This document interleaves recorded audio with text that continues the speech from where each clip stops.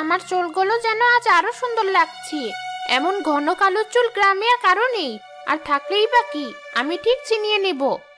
শাকচুন্নি যখন মনের আনন্দে বটগাছের চূড়ায় বসে পা ঝুলিয়ে নিজের চুল বাতাসে উড়াচ্ছিল, ঠিক তখনই গ্রামের মেয়ে রিমি আর তিন্নি সেদিকেই আসছিল।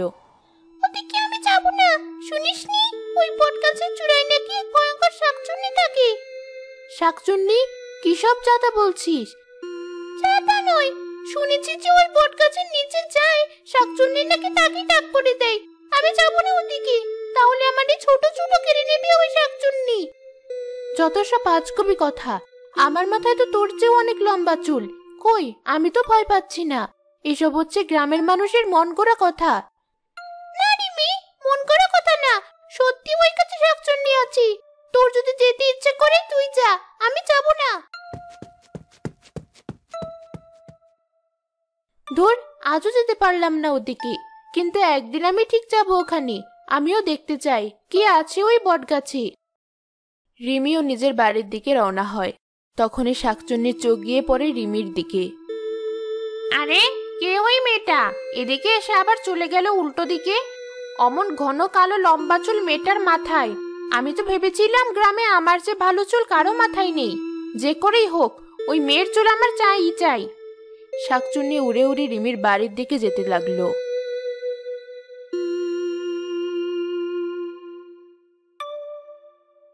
এই তো মেয়েটা এই বাড়িতে ঢুকছে, তার মানে এটাই ওর বাড়ি। যে করেই হোক মেয়েটাকে বটগাছের নিচে নিয়ে যেতে হবে। ততক্ষণ আমি না হয় এই তাল গাছেই থাকি।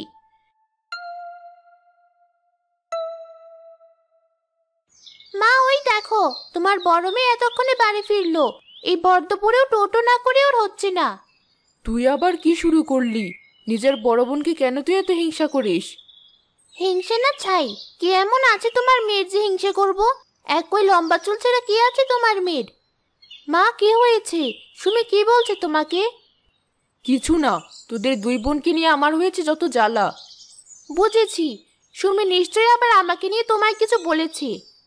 ঢং দেখে বাঁচি না, উনি যেন আকাশের কোনো পরী, তাই সারাক্ষণ আমি ওনাকে নিয়েই কথা বলি। দেখ সুমি, একদম এভাবে কথা বলবি না। আচ্ছা মা, তুমিই বলো, ওর চুল আমার মতো সুন্দর না, এটা কি আমার দোষ? আবার নিজের চুলের প্রশংসা শুরু করলো। শাকচুন্নি এবার ওকে টাকলা বানালেই বাঁচি। দেখেছো মা, ও একদম আমায় সহ্য করতে পারে না, সারাক্ষণ আমায় হিংসে করে। হয়েছে, তুমিও কম যাও না কোনো অংশে। এবার যাও, বাবাকে ডেকে আনো, তোমাদের খেতে দিয়ে আমি উদ্ধার হই। মায়ের কথায় রিমি তার বাবাকে ডাকতে চলে গেল। অন্যদিকে তাল গাছের চূড়ায় বসে থাকা শাকচুন্নি সব শুনলো। চুলে চুলে এদেরও তো কম হিংসা নয়, কিন্তু মেয়েটার চুল নিতে হলে ওকে তো আমার বটগাছের নিচে নিতে হবে। বুঝেছি, ওই ছোট বোনটাকে বাগে আনতে হবে, তাহলেই কেল্লা ফতে। শাকচুন্নি আবার মনের আনন্দে বাতাসে চুল দোলাতে লাগলো। নিজের চুল নিয়ে খুব বড়াই, তাই না? যে করেই হোক একদিন আমি ওর চুল নষ্ট করেই ছাড়বো। সত্যি যদি শাকচুন্নিকে পেতাম, তাহলে বলতাম ওর সব চুল যেন নিয়ে নেয়, তাহলেই ও বুঝবে ছোট চুলের কত জ্বালা। কিরে, কি এত ভাবছিস? কেন, এখন কি তোর জ্বালায় কিছু ভাবতেও পারবো না? তা হবে কেন? আমি তো জানি তুই আমাকে আর আমার চুল নিয়েই ভাবিস। যতই ভাবিস না কেন, আমার মতো এত লম্বা ঘন চুল তুই এই জন্মে পাবি না, তাই এই স্বপ্ন পরের জন্মেই দেখিস। হা হা হা হা, তোর চুলের বড়াই দেখে আমার খুব হাসি পায়। একদিন যখন এই চুল থাকবে না, তখন তোর কি দশা হয় দেখবি। জানি, এসব ভেবেই তো তোর রাতে ঘুম হয় না। এই স্বপ্ন তোর কখনোই পূর্ণ হবে না। সর এখান থেকে, আমি আয়নার সামনে দাঁড়িয়ে আমার লম্বা চুল আঁচড়াবো। সুমি মুখ বাঁকিয়ে সেখান থেকে চলে গেল।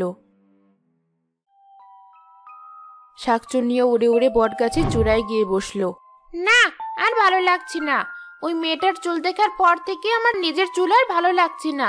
যখন বেঁচে ছিলাম, নিজের মাথায় একদম চুল ছিল না, তাই তো স্বামী আমায় পুড়িয়ে মেরেছিল। তারপর থেকেই মরে শাকচুন্নি হয়ে সবার লম্বা চুল আমি কেড়ে নিই, তাই তো আজ আমার এত ঘন লম্বা চুল। কিন্তু যখন থেকে ওই মেয়েটাকে দেখেছি, আমার কিছুতেই শান্তি লাগছে না। ঠিক তখনই সে দেখলো রিমির বোন সুমি বটগাছের দিকে আসছে। আরে, ওটা কি? এ তো দেখছি মেঘনা চাইতেই বৃষ্টি।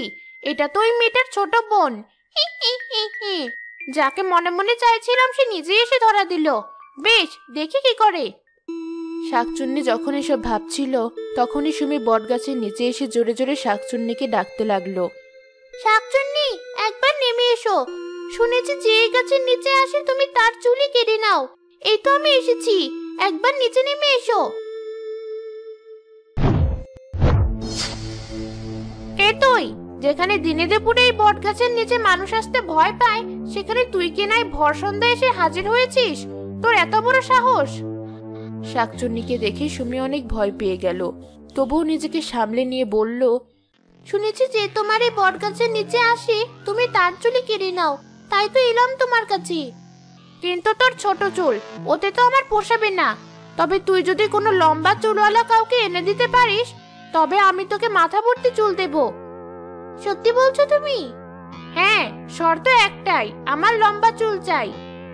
বেশ, তাহলে তুমি আমার বড় বোনের চুল নিয়ে নাও। ওর অনেক লম্বা চুল, যেমন ঘন তেমন কালো।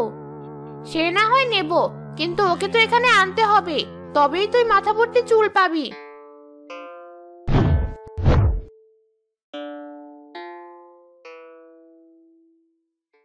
আপু, কোথায় গেলি?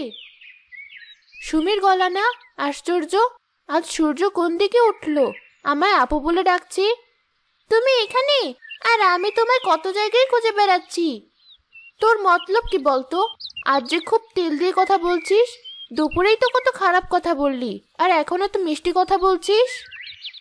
আজ অনেক ভেবে দেখলাম, আমি তোমার সাথে আসলেই খুব খারাপ ব্যবহার করি।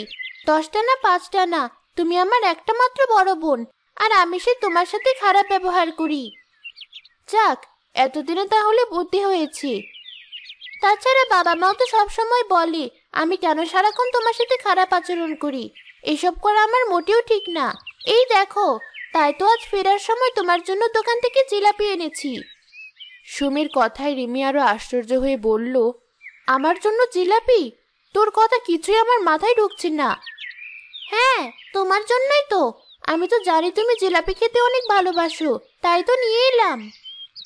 মনে হচ্ছে আমার বোনটার সত্যি সুবুদ্ধি হয়েছে, আর রাগ করে থাকবো না। কি হলো আপু, কি ভাবছো এত? কিছু না, দে জিলাপি, চল ভেতরে যাই। দুই বোন জিলাপি খেতে খেতে ভেতরে চলে গেল।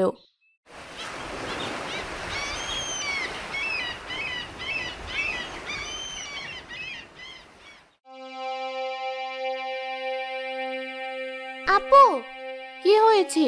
সকাল সকালে তো হাঁক ডাক কেন? শুনেছি ওই বট গাছের পেছনে নাকি একটা আম গাছ আছে, সেখানে নাকি খুব রসালো আম ধরেছে, কিন্তু যাকেই বলি সেই শাকচুনির ভয়ে ওখানে যেতে চায় না। ঠিক বলেছিস, কালকেই তো আমি তিন্নিকে কতবার বললাম ওদিকে যেতে, কিন্তু কিছুতেই যেতে চাইলো না। তো যাবে নাকি একবার? আমরা দুই বোন না হয় যাব। কিন্তু শাকচুন্নি?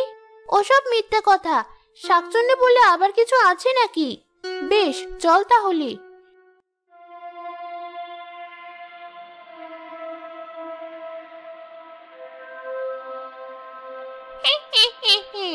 মেয়েটার মাথায় দেখছি খুব বুদ্ধি।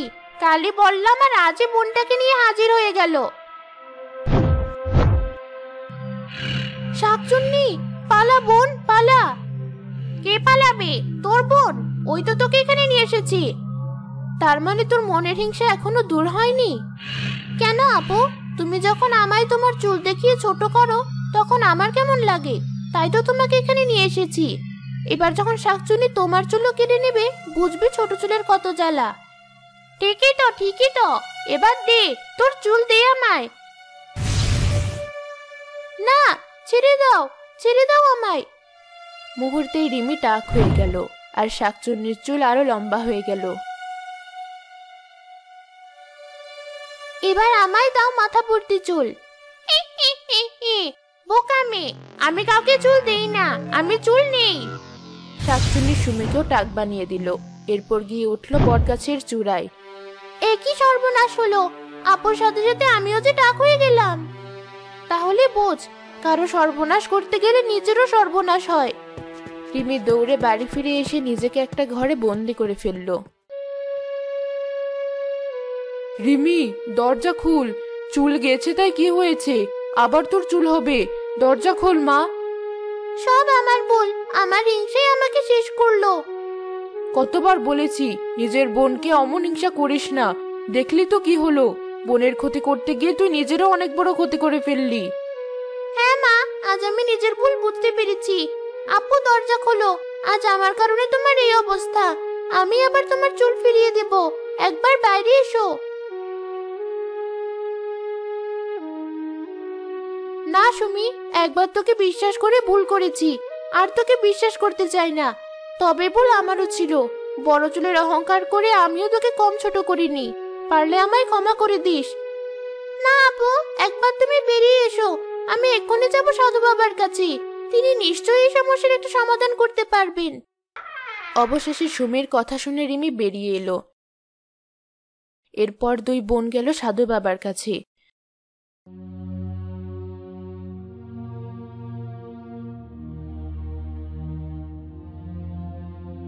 সবই তো শুনলেন বাবা, এবার বলুন কি করব আমরা? কি করে রক্ষা করব গ্রামবাসীকে ওই শাকচুন্নির হাত থেকে? সবই বুঝতে পারছি, ওই শাকচুন্নি কোনো সাধারণ শাকচুন্নি না। চুলের জন্য কষ্ট পেয়ে ও একদিন মরেছিল, তাই যারই লম্বা চুল দেখে তার চুলই কেড়ে নেয়। এ থেকে বাঁচার কি কোনো উপায় নেই বাবা? অবশ্যই আছে। সাধু বাবা চোখ বন্ধ করে মন্ত্র পড়তে লাগলো। সাথে সাথে তার হাতে লম্বা পরচুল আর এক বোতল তেল চলে আসলো। এই পরচুলাটা পরে নে, এটা পরলে কেউ বুঝতে পারবে না এটা তোদের আসল চুল নাকি নকল চুল। আর এই তেলটা রাখ, যে করেই হোক ওই শাকচুন্নির মাথায় যদি এই তেল ছোঁয়াতে পারিস তাহলে শাকচুন্নি শেষ হয়ে যাবে, তোরাও নিজেদের চুল আবার ফিরে পাবি। সত্যি বাবা? চল বোন, আজ আমরা বাড়ি ফিরে যাই, কাল সকালে শাকচুন্নির কাছে যাব। হ্যাঁ আপু, চলো।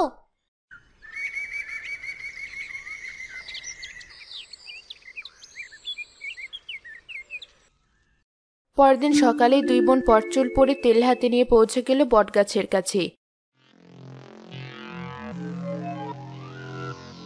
তাদের এত লম্বা চুল দেখে শাকচুন্নিও চিন্তায় পড়ে গেল। এ আমি কি দেখছি? কালই না এই দুই বোনের চুল আমি কেড়ে নিলাম, আজই মাথা ভর্তি চুল কি করে হয়ে গেল? এই চুলও আমার চাই। আপু, এই তেলে সত্যি জাদু আছে, নইলে এক রাতে এত লম্বা চুল? হ্যাঁ বোন, আবারও যদি শাকচুন্নি আমাদের চুল কেড়ে নেয় তাতেও দুঃখ নেই।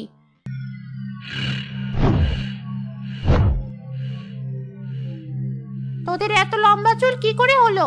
দে আমায় ওই তেল। না শাকচুন্নি, তুমি চাইলে আমাদের চুল নিয়ে যাও, তবে এই তেল নিও না, এটা মাথায় দিলে তোমার চুলও লম্বা হয়ে যাবে।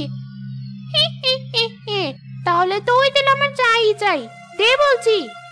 শাকচুন্নি তেলের বোতল কেড়ে নিল আর নিজের মাথায় ঢালতেই মাথায় আগুন ধরে গেল। আরে বাবা, মরে গেলাম! পাজি মেয়ের দল, শেষে কিনা আমায় বোকা বানালি। ঠিক হয়েছে, এই দেখো আমরা আমাদের পরচুল খুলে ফেলেছি। শোনো শাকচুন্নি, লোভে পাপ আর পাপে মৃত্যু। মানুষের চুল দেখে তুমি লোভ করে সেটা কেড়ে নিতে, আজ তাই বিধাতাই তোমার শাস্তি দিল। ঠিক বলেছিস বোন, যা হয়েছে ভালোই হয়েছে। দেখতে দেখতে শাকচুন্নি সেখানেই ভস্ম হয়ে গেল। সাথে সাথে রিমি আর সুমিও নিজেদের আগের চুল ফিরে পেল। বাহ আপু, তোমাকে আবারও আগের মতো সুন্দর লাগছে। তোকেও সুন্দর লাগছে। চুল বা চেহারা না, মানুষের ভিতরে সৌন্দর্যই আসল সৌন্দর্য। হ্যাঁ আপু, আজ আমি আমার ভুল বুঝতে পেরেছি। আমিও নিজের ভুল বুঝতে পেরেছি, হয়তো এজন্যই বিধাতা আমাদের পরীক্ষা নিয়েছে। এবার চল আমরা বাড়ি ফিরে যাই।